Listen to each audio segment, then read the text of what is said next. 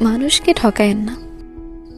আজকে না হয় দিব্যি বেঁচে গেলেন, কালকে না হয় ভালো থাকলেন, তারপর কয়দিন বাঁচবেন, কয়দিন ভালো থাকবেন? কিছু জিনিসের হিসাব দুনিয়াতেই মিলাই দেওয়া হয়, আর নাইলে পরকাল তো আছেই। আপনি বিশ্বাস করেন আর না করেন, হিসাব মিলাই দেওয়া হবেই।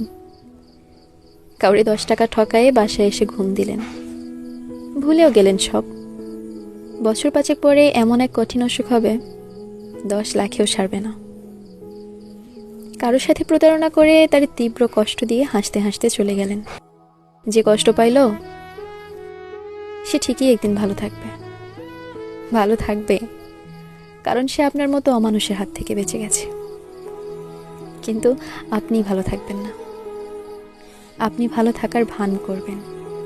তারপর তারপর যেদিন হিসাব মিলাই দেওয়া হবে, ওই দিন টের পাবেন অন্যায় করে কেউ পার পায় না, কেউ না।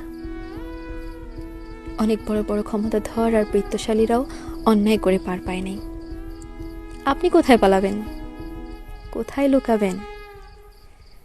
গোটা পৃথিবীর কাছে পালানোর পর দেখবেন নিজের কাছ থেকে আর পালাতে পারতেছেন না। অমানুষের সবচেয়ে বড় শাস্তি ওইটাই, শেষমেশ সে টের পায় সে একটা অমানুষ। শেষমেশ তার ঠাঁই হয় তারই নিজস্ব নরকে।